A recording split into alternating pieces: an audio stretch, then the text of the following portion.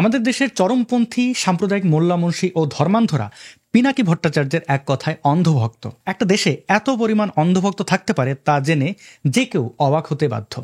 তাদেরকে যদি জিজ্ঞেস করি পিনাকি কে, আপনারা কি তাকে চেনেন? তবে একজনও ঠিকমতো উত্তর দিতে পারবে বলে আমি মনে করি না। আপনারা কি জানেন তিনি নিত্য রূপ বদলানো এক গিরগিটি? আজকের এই ভিডিওটি মনোযোগ দিয়ে দেখুন এবং উপস্থাপিত তথ্য প্রমাণগুলো যাচাই বাছাই করে নিতে পারেন। তিনি প্রথম দিকে মোটেও কোটা সংস্কারের যে আন্দোলন সেটাকে সমর্থন করেননি, বরং বলেছেন এই আন্দোলনে নাকি নেতৃত্ব দিচ্ছিল ছাত্রলীগ। চলুন তার মুখ থেকেই শুনে নেওয়া যাক। আমি এটা জরিপ করছিলাম, এই যে কোটার আন্দোলন হচ্ছে প্রায় 1 লাখ লোক ভোট দিছে, এর মধ্যে 90% মানুষ মনে করে ট্রানজিট থেকে নজর ফেরানোর জন্য এই কোটা আন্দোলন হাসিনার নাটক, আর এই আন্দোলনের নেতারা সবাই ছাত্রলীগ। আমি খোঁজ নিচ্ছি, আপনারাও খোঁজ নিয়ে দেখতে পারেন। শুনেছেন তো তিনি কি বলছেন? এই আন্দোলনের সব নেতারা ছাত্রলীগ, আমি খোঁজ নিছি, আপনারা খোঁজ নিয়ে দেখেন। আমি তার মতো হাত নাড়াচাড়া করার চেষ্টা করলাম। যাই হোক, আপনারা তার বক্তব্যটি আরেকবার শুনুন, বারবার শুনুন। ট্রানজিট থেকে নজর ফেরানোর জন্য এই কোটা আন্দোলন হাসিনার নাটক, আর এই আন্দোলনের নেতারা সবাই ছাত্রলীগ। আমি খোঁজ নিচ্ছি, আপনারাও খোঁজ নিয়ে দেখতে পারেন। এই কোটা আন্দোলন হাসিনার নাটক, আর এই আন্দোলনের নেতারা সবাই ছাত্রলীগ। আমি খোঁজ নিচ্ছি, আপনারাও খোঁজ নিয়ে দেখতে পারেন। এই কোটা আন্দোলন হাসিনার নাটক, আর এই আন্দোলনের নেতারা সবাই ছাত্রলীগ। আমি খোঁজ নিচ্ছি, আপনারাও খোঁজ নিয়ে দেখতে পারেন। এখন তিনি এমন একটা ভাব করছেন যেন তিনি আন্দোলনকারী শিক্ষার্থীদের সাথে সশরীরে উপস্থিত ছিলেন, অথচ তিনি কিন্তু শুরুতেই এই আন্দোলনকে নষ্ট করার ষড়যন্ত্রে লিপ্ত ছিলেন। আন্দোলনকারীদেরকে তিনি সরাসরি ছাত্রলীগ বানিয়ে দিতে চেয়েছিলেন। এই যে ধর্মান্ধ ভাই বোনেরা, আপনারা সারাদিন শাহবাগ আন্দোলনের সাথে যুক্ত থাকা ব্যক্তিবর্গদেরকে গালাগালি করেন, অথচ এই পিনাকি ছিলেন মার কামারা শাহবাগী। তিনি যুদ্ধাপরাধীদের ফাঁসির জন্য অক্লান্ত পরিশ্রম করে গেছেন। চলুন তার মুখ থেকেই সেসব কথা শুনে নেওয়া যাক। আমাদের তরুণ প্রজন্মের এই আন্দোলনের এটা নিয়ে যে আলোচনাটা হচ্ছে সেটা নিশ্চয়ই একটা একাডেমিক দিক আছে, সেটা একাডেমিশিয়ানরা আলোচনা করবেন, আইনজ্ঞরা আলোচনা করবেন, কিন্তু সবচেয়ে গুরুত্বপূর্ণ সেটা হচ্ছে এটার আবেগের দিকটাকে অনুধাবন করা। যেই দাবিটা এসছে জামাত ইসলামের রাজনীতি নিষিদ্ধ করার, একটা জিনিস বুঝতে হবে, Jamaat was not a mere collaborator, Jamaat was part of East Pakistan provincial government. তারা 4টা মন্ত্রী ছিল, commerce, revenue, industry and education. 4টা মন্ত্রী নিয়ে ইস্ট পাকিস্তান প্রভিন্সিয়াল গভর্নমেন্ট যারা গণহত্যা চালিয়েছে, যারা সেই আর্মিকে, পাকিস্তান বর্বর আর্মিকে নেতৃত্ব দিয়েছে, সেই সরকারের পার্ট ছিল জামাত ইসলাম। তো সেই গণহত্যার, মুক্তিযুদ্ধের সময়ের গণহত্যার সমস্ত অপরাধের নৈতিক এবং বাহ্যিক ব্যবহারিক দায়িত্ব এই সংগঠনটাকে নিতেই হবে, এবং এটাই আজকে বাংলাদেশের তরুণ প্রজন্মের দাবি। শুধুমাত্র রাজাকারি করা, শুধুমাত্র আল বদর আল শামস বাহিনী গঠন করাই নয়, এই পাকিস্তানি বাহিনীর সমস্ত অন্যায়, সমস্ত অনাচার, সমস্ত বর্বরতা, সমস্ত গণহত্যার সমান পরিমাণে দায়ভার এই রাজনৈতিক দলটির আছে এবং তাদেরকে সেটা নিতে হবে। অনেক ধন্যবাদ আপনাকে। শুনেছেন তো, বারবার শুনে বোঝার চেষ্টা করেন তিনি ঠিক কি বলেছেন। দেখে কেমন লাগছে যে আপনাদের এই নেতা তথা ওস্তাদ একজন পাঁড় শাহবাগী? 2013 সালের 7 মে তিনি লিখেছেন, যারা শাপলা চত্বরে 2 সহস্রাধিক মানুষের মৃত্যুর কথা বলছেন, আশা করি তারা তাদের ক্লেমের সপক্ষে প্রমাণও দাখিল করবেন। ভুলে যায়নি, এরাই সাভারে লাশ গুমের গুজব ছড়িয়েছিল, এরাই সাইদিকে চাঁদে দেখেছিল, এরাই গতকাল থেকে গুজব ছড়িয়েছিল শফি সাহেবকে গ্রেপ্তার করা হয়েছে, এরাই ফটিকছড়িতে গুজব ছড়িয়ে নৃশংস হত্যাকাণ্ড ঘটিয়েছিল। এই গুজবজীবীরা গুজব পয়দা না করে থাকতে পারে না। জামাতকে নিয়ে 2013 সালের শাহবাগ আন্দোলন সময় কিন্তু বিশাল বিশাল ব্লগও লিখেছেন, যে ব্লগের শিরোনাম হচ্ছে 71-এ সংঘটিত যুদ্ধাপরাধ এবং রাজনৈতিক দল হিসেবে জামায়াতের দায়। জামাত ইসলামী ও ফরহাদ মজারকে নিয়ে জনাব পিনাকি কি বলেছেন চলুন দেখে নেওয়া যাক। তিলেক হিম্মত নাই, আধা ছটকের নাই তেজ, 7 আসমানে প্রভু খোদা তালা হয়ে বসে আছো। ফরহাদ মজার, দুনিয়া রেজিস্ট্রি কর এবাদতনামা। তারপর পিনাকি ভট্টাচার্য ফরহাদ মজারকে উদ্দেশ্য করে লিখছেন, উনি নাস্তিক নন, উনি খোদাদ্রোহী নন, উনি ইসলামের বিরুদ্ধে কটুক্তিকারী নন, কারণ উনি জামায়াতের বুদ্ধিজীবী। এখন এই পিনাকিই কিন্তু ফরহাদ মজারের শিষ্য দাবি করে অভিনয় করে যাচ্ছেন। আমরা এসব নিয়ে তাকে সেই সময়ে চেপে ধরলে তিনি সিদ্দিক ভাইয়ের মতো বলতেন, আমার ভুল হয়েছে, ক্ষমা করে দেন। এবার চলুন ওনার শাহবাগী চেতনার জজবা দেখে নেওয়া যাক। শাহবাগে আমরা রাস্তা বন্ধ করিনি, বিষয়টা ব্যাখ্যা করে নিচের বিজ্ঞাপনটি টানিয়ে দিতে হবে। রাস্তা বন্ধ নয়, আমাদের স্বপ্নের হাইওয়ের নির্মাণ কাজ চলছে, সাময়িক অসুবিধার জন্য দুঃখিত। তো পিনাকি আঙ্কেলের সেই স্বপ্ন কেন এখন স্বপ্ন দোষে পরিণত হলো? ওই যে হাউন আঙ্কেল আর কি। চলুন তার বর্তমান কিছু লেখালেখি দেখে নেওয়া যাক। আগস্টের 6 তারিখ তিনি এইভাবে ট্রল করেছেন যে সাহস থাকলে দেশে আয়, অর্থাৎ এখন শেখ হাসিনার পতন হয়েছে, তিনি দেশে ফিরবেন। এরপরে তিনি আগস্টের 12 তারিখ লিখছেন, যদি ছাত্রদের সমন্বয়করা সর্বসম্মতভাবে চায় আমাকে দেশে ফেরাতে তাহলে সেটা সম্ভব। আগস্টের 13 তারিখ তিনি আরেকটি ছবি শেয়ার করেছেন, যেখানে দেখা যাচ্ছে যে তার ছবি সম্বলিত একটি প্ল্যাকার্ড হাতে নিয়ে কতিপয় ব্যক্তি অবস্থান করছেন। আগস্টের 13 তারিখ তিনি আরও বেশ কিছু ছবি পোস্ট করেছেন, যেখানে দেখা যাচ্ছে তার সমর্থকরা তাকে দেশে ফেরার জন্য বিভিন্ন ধরনের ক্যাম্পেইন করে যাচ্ছে। আগস্টের 14 তারিখ তিনি এই স্ট্যাটাসটি শেয়ার করেছেন, যেখানে পিনাকি দাদাকে সসম্মানে দেশে ফিরিয়ে আনা হোক, মামলা তুলে দেওয়া হোক বলে তাঁর এক সমর্থক অনুরোধ জানিয়েছেন। আগস্টের 15 তারিখ ওই একই কতিপয় ব্যক্তি তাকে দেশে ফিরিয়ে আনা হোক এই মর্মে দাবি তুলেছে এবং তিনি আহ্লাদে আপ্লুত হয়ে সেসব আপলোড করছেন। অর্থাৎ দেশে ফেরার জন্য তার যে আকুতি সেটা এখানে প্রমাণ পাওয়া যায়। আগস্টের 15 তারিখ দেখুন আরেকটি ভিডিও তিনি ডিবিসি নিউজের শেয়ার করেছেন, যেটার টাইটেল হচ্ছে পিনাকি ভট্টাচার্যকে দেশে ফিরিয়ে আনার দাবিতে বগুড়ায় বিক্ষোভ ও মানববন্ধন। তো সেটিও তিনি শেয়ার করেছেন। অর্থাৎ দেশে ফেরার জন্য মন্ত্রিত্ব, বিভিন্ন পদ পদবীর জন্য তিনি ব্যাকুল হয়ে আছেন। 15 আগস্ট 1975 সালে বাংলাদেশের জাতির পিতা বঙ্গবন্ধু শেখ মুজিবুর রহমানকে সপরিবারে নৃশংসভাবে হত্যা করা হয়েছিল। ন্যাক্কারজনক এই হত্যাকাণ্ডের সাথে যুক্ত সন্ত্রাসীদেরকে তিনি বীর হিসেবে আখ্যায়িত করেছেন গত 15 আগস্ট তার এই লেখাটির মাধ্যমে। আপনারা জানেন, আওয়ামী লীগের পতনের পর বঙ্গবন্ধুর ধানমন্ডির 32 নম্বরের বাড়িটি পুড়িয়ে দেওয়া হয় এবং 14 আগস্ট সেই বাড়িটির সামনে কতিপয় শিক্ষার্থীরা তাদের নিকৃষ্ট চিন্তাভাবনার বহিঃপ্রকাশ হিসেবে উদ্যম নৃত্য পরিবেশন করে এবং পিনাকি ভট্টাচার্য সেই কুৎসিত কাজকে প্রমোট করেছেন এবং সেই ব্যক্তিদেরকে অর্থাৎ তথাকথিত ছাত্রদেরকে তিনি সম্ভাষণ জানিয়েছেন। 15 আগস্ট তার এই পোস্টের মাধ্যমে স্পষ্টভাবেই মব জাস্টিসকে তিনি সমর্থন জানিয়েছেন এবং আরও উস্কানি দিয়েছেন যেন মব জাস্টিসের শিকার হয়ে বিভিন্ন শ্রেণী পেশার মানুষজন হয়রানির শিকার হন, তাদের জীবন এবং জানমালের ক্ষতি হয়। অধ্যাপক আনোয়ারের উপরে নির্মম এবং বর্বরোচিত হামলাকে তিনি এভাবেই সমর্থন দিচ্ছেন এবং তিনি আনন্দ পেয়েছেন বলে প্রকাশ করেছেন আগস্টের 9 তারিখ। বাংলাদেশের ধর্মীয় সংখ্যালঘুদেরকে তিনি ছাত্রলীগ হিসেবে আখ্যায়িত করেছেন 13 আগস্টের তার এই পোস্টের মাধ্যমে। দেখতে পাচ্ছেন এই ছবি থেকে তিনি বোঝাতে চেয়েছেন যে বাংলাদেশের সকল ধর্মীয় সংখ্যালঘুরা হচ্ছেন ছাত্রলীগ। হেফাজতের আন্দোলনে সমর্থন দিতে দেরি হয় তিনি এইভাবেই উষ্মা প্রকাশ করেছেন।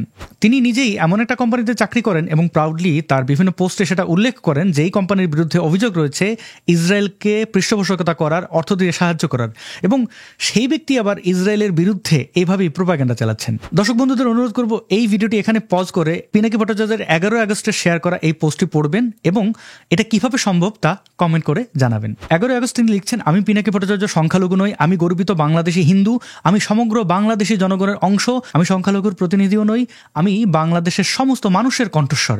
বাংলাদেশের সংখ্যালঘু আওয়ামী ফ্যাসিস্টেরা, লুটেরা, এলিটেরা, বড় লোকেরা। পিনাকি ভট্টাচার্যের আগস্টের 9 তারিখে পোস্ট করা এই লেখাটি পড়ুন, স্পষ্টভাবে প্রমাণ পাবেন যে জনপ্রিয়তার যে কুৎসিত আকাঙ্ক্ষা সেটাই পিনাকি নামক এমন দানবের সৃষ্টি করে। এই তো সেই ভারত বিরোধী মহা বিপ্লবী যিনি কিনা নিজেই ভারতে পালিয়ে গিয়েছিলেন, ভুয়া নামে পাসপোর্ট বানিয়ে ফ্রান্সে গেছেন এবং তিনি অন্যদেরকে পরামর্শ দিতে চাইছেন যে কিভাবে ভারতে পালিয়ে গিয়ে ভুয়া পাসপোর্ট বানিয়ে অন্যান্য দেশে পালিয়ে যেতে হয়। বঙ্গবন্ধু শেখ মুজিবুর রহমান এবং মুক্তিযুদ্ধে অংশগ্রহণকারী আমাদের মহান মুক্তিযোদ্ধাদের ভাস্কর্য ভাঙচুর করার জন্য সরাসরিভাবে নির্দেশ বা উস্কানি দিয়েছেন পিনাকি ভট্টাচার্য। এবার আপনাদেরকে একটি ভিন্ন প্রশ্ন করছি। কল্পনা করুন কোনো একজন লোক যাকে আপনি চেনেন না, জানেন না, অথচ সে একদিন আপনার বাসায় প্রচুর ফলমূল নিয়ে হাজির হলো। আপনি মানবতার খাতিরে প্রথম দিন তার কাছ থেকে সেসব গ্রহণ করলেন। পরে আবার একদিন সেই ব্যক্তি এসে আপনাকে বেশ কিছু টাকা পয়সা দিয়ে গেল। এখন আপনার কি ভাবা উচিত? আপনার কি এই লোককে সন্দেহ করা উচিত নয়? মানে তার মতলব তো ভিন্ন হতে পারে। হতেই পারে যে লোকটি আপনার বাড়িতে ডাকাতি করার প্ল্যান করছে, তাই হয়তো এই ডাকাতির প্ল্যানের অংশ হিসেবেই আপনাকে টাকা পয়সা ফলমূল দিয়ে আপনার বাড়ি রেকি করতে এসছে। পিনাকি নামের একটা লোক হঠাৎ করে এসে এমন ভাষায় কথা বলা শুরু করলো যে আপনাদের তিনি একেবারে জিগারে দোস্ত হয়ে গেল। আপনারা যে কথা প্রকাশ্যে বলতে পারেন না বা এসব কথা সরাসরি বলাকে কুরুচিকর মনে করেন, পিনাকি এসে আপনাদের হয়ে সেসব কথা বলা শুরু করে দিল, তাও আবার আঞ্চলিক ভাষায়, যেন তাকে আপনারা নিজের করে নিতে পারেন আর আপনারাও তার পিছু নিলেন। মগজ ব্যবহার না করলে যা হয় আর কি। আমরা আগে থেকেই জানতাম তিনি ভণ্ড এবং ভয়াবহ রকমের প্রতারক। ঔষধ কোম্পানিতে বড় ধরনের প্রতারণা করে তিনি কিন্তু ধরাও পড়েছিলেন। অত্যন্ত নোংরা, অমানবিক ও কলঙ্কজনক এক অধ্যায় তার আগে থেকেই ছিল। তাই আমরা তখন অর্থাৎ শাহবাগ আন্দোলনের সময় কোনোভাবেই তাকে পাত্তা দিতাম না। তিনি পার নাস্তিক এটা প্রমাণ করার জন্য বিভিন্ন ধরনের কথাবার্তা আমাদের মধ্যে বলে বেড়াতেন, কিন্তু প্রায় সকল নাস্তিকরাই তাকে নিয়ে হাসাহাসি করতেন, এখনও করে যাচ্ছেন। নাস্তিকদের মধ্যে কুতুব হওয়ার কোনো সুযোগ নাই বা কোনো ঠাঁই তিনি পাবেন না, এটা বুঝে গিয়ে তাৎক্ষণিক কেবলা পাল্টে ফেললেন এবং অল্প পরিশ্রমে ধান্দাবাদী চরিতার্থের উদ্দেশ্যে টার্গেট করলেন এই দেশেই মোল্লা মুন্সি এবং তাদের অনুসারীদেরকে। কারণ এই শ্রেণীর মানুষদেরকে অতি সহজেই ভেলকে দেখিয়ে বশ করা যায়। তাই তো তিনি ফ্রান্সে বসে, অর্থাৎ নিরাপদে বসে দিনের পর দিন ওদেরকে উস্কাতে থাকলেন। কিন্তু বিপত্তি বেঁধে বসে হঠাৎ করে ছাত্ররা এসে সরকারের পরিবর্তন করে ফেললো, যা তার এতদিনের মোল্লা মুন্সি উস্কানির যে প্রজেক্ট সেটিকে ফ্লপ করে দিল। এখন আবার তিনি শুরু করেছেন মাঝে মধ্যে একটু জামাত শিবিরের সমালোচনা করার মাধ্যমে প্রমাণ করতে চাইছেন যে তিনি জামাত বিরোধী, সেকুলার। কিন্তু তার অনুসারীরা তাকে একেবারে করে দিয়েছে। চলুন এই স্ট্যাটাসটি দেখি এবং এখানকার কিছু কমেন্ট পড়ে নেই। জামাতের সাথে মিলে ইসলামী রাষ্ট্রের ধারণা প্রস্তাব বিপজ্জনক ও মারাত্মক ভুল রাজনৈতিক পদক্ষেপ।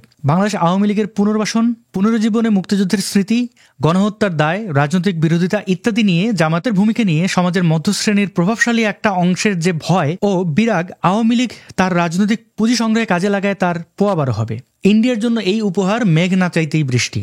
মোহাম্মদ আবুল কালাম আজাদ লিখছেন, দাদা আপনার কথার সাথে দৃঢ়ভাবে দ্বিমত করছি। এই জুজুর ভয় আমাদেরকে কাটিয়ে উঠতে হবে। অনেকেই পিনাকি ভট্টাচার্যকে দেশে ফেরার আহ্বান করছেন, কিন্তু তিনি ফিরছেন না কেন? নিজ দেশে ফিরে যাওয়া কি খুব কঠিন?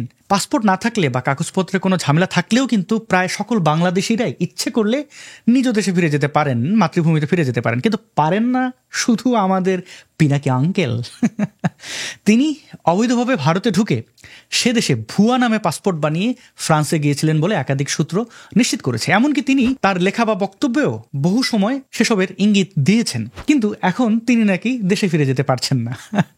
কি হাস্যকর। আসল কথা হচ্ছে পিনাকি তখনই দেশে ফিরবেন যখন একটা বড় পদ বাগিয়ে নেওয়ার জন্য তার সকল রাস্তা পরিষ্কার থাকবে। হাউন আঙ্কেল, থুকু পিনাকি আঙ্কেল এবং তার ফ্যান ফলোয়াররা, ফ্যান বয়রা, আপনারা বরাবরের মতো পিনাকি ভট্টাচার্য, পিনাকি আঙ্কেলের জন্য খাটুনি দিতে থাকুন এবং সেই খাটুনির ফলে তিনি হয়তো আপনাদের কাছে পৌঁছতে পারবেন এবং সেই সাথে সাথে এই ভিডিওটা দেখতে পারেন, আপনাদের এনার্জি অনেক গুণ বুস্ট করে দেবে। জানেন কারা আলোচনা করেছে? আমরা কি দুধ ভাত? আমরা কেউ না? এই লড়াই আমাদের অবদান নাই, আমাদের স্টেক নাই। আমরা তো মন্ত্রী মিনিস্টার হইতে চাইতেছি না, নাকি ক্ষমতার ভাগ চাইতেছি। আমাদের কথা শুনবেন এই লড়াই স্টেক হোল্ডার হিসেবে, এইটুকুই তো চাও। যে সকল মোল্লা মুন্সিরা পিনাকি ভট্টাচার্যকে নিয়ে অতি গর্বিত, তারা নিশ্চয়ই জানেন যে পিনাকি ভট্টাচার্য পারিবারিকভাবে হিন্দু ধর্মাবলম্বী এবং তিনি ধর্মের কর্মে বিশ্বাস করেন, অর্থাৎ নাস্তিক। আপনারা কি এটা জানেন তিনি হিন্দু বা নাস্তিক হয়েও একজন মুসলিমকে বিয়ে করেছেন এবং তাদের সেই সংসারে সন্তান সন্ততি রয়েছে? দেশে শরিয়া কায়েম হলে মোল্লারা কি পিনাকি ভট্টাচার্য বা তার স্ত্রীকে দোররা মারবে? পিনাকি সারাক্ষণ যে আল্লাহ খোদা জপে বেড়াচ্ছেন তার বিভিন্ন ভিডিও এবং লেখায়, তিনি কেন ইসলাম গ্রহণ করছেন না, এই প্রশ্নটি কি আপনারা করেছেন? এবং মুসলিম বিয়ে করে যে সন্তান জন্ম দিলেন, সেই সন্তানকে ইসলাম ধর্ম কিভাবে দেখে? আমি যতটুকু ইসলাম ধর্ম জানি বা পড়েছি, সে থেকে ইসলাম স্পষ্টভাবে সেই সন্তানকে জারজ মনে করে। কিছু মনে করবেন না বা কষ্ট পাবেন না, এটা আমার কথা নয়। আপনারাও আপনাদের আশেপাশে থাকা কোনো মাওলানা বা মুফতির কাছ থেকে ফতোয়া জেনে নিতে পারেন। তার ব্যক্তিগত জীবন নিয়ে আমার কোনো আগ্রহ নেই, কিন্তু ভবিষ্যতে মোল্লারা তার সাথে কি করবে বা কি করতে পারে সেটা একটু মনে করিয়ে দিলাম।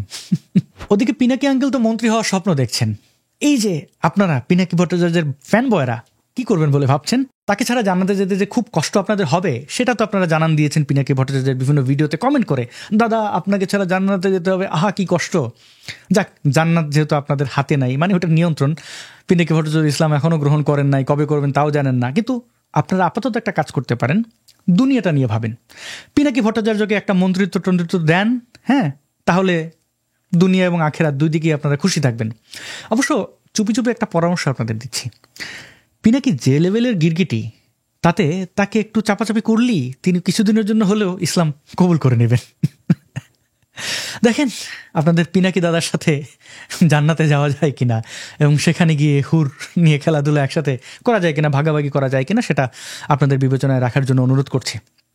তো এই যে ধর্মান্ধ মোমেনদের দল, আমি কি খামোখা আপনাদেরকে বলি আপনাদের মাথার যে ঘিলু সেটা পুরোপুরি অব্যবহৃত? আপনারা কেন বুঝতে পারছেন না, বা আপনারা কি আসলে জানেন না যে আপনাদের নবী কেন মুনাফিকদের নিয়ে এত চিন্তিত ছিলেন? অবশ্য আপনাদের হাতে কলমে একটা শিক্ষা হওয়া জরুরি। দেখতে থাকেন মুনাফিক কি করতে পারে। তিনি নিজে ইসরায়েলকে অর্থ প্রদানকারী এবং সমর্থনকারী একটা কোম্পানিতে চাকরি করেন এবং আপনাদেরকে তিনি শেখান কিভাবে কোকাকোলা বয়কট করবেন, কিভাবে একটা গোষ্ঠী বা একটা জাতিকে নিয়ে বিদ্রুপ করবেন, তাদের ধ্বংস কামনা করবেন। অথচ আপনাদের এই বয়কটের চোটে ইসরায়েল আপনাদের রুহানি পিতাদের ধুমাইয়া গিলাইতেছে প্রতিদিন। একের পর এক শীর্ষ ইসলামিক সন্ত্রাসীকে 72 হুরের কাছে তারা পাঠিয়ে দিচ্ছে। আপনাদেরকে উস্কে দিয়ে এই ব্যক্তি কিন্তু ভারত বয়কট, 7 সিস্টার ভেঙে দেওয়ার মতো বিভিন্ন ধরনের কথাবার্তা আপনাদেরকে দিয়ে বলিয়েছে এবং ফলাফল কি, ভারত ভিসা সহ অন্যান্য নিষেধাজ্ঞা অলরেডি দিয়ে ফেলেছে। এসব করার ফলে ধর্মান্ধ মোমেনদের সাথে এই বাংলাদেশের নিরীহ মানুষরাও কিন্তু ভুগছেন। এই বাংলাদেশিদের জন্য সকল দরজা প্রায় বন্ধ হয়ে যাচ্ছে। দেখেন আপনারা কি করতে পারেন, যা ভালো মনে করেন করেন।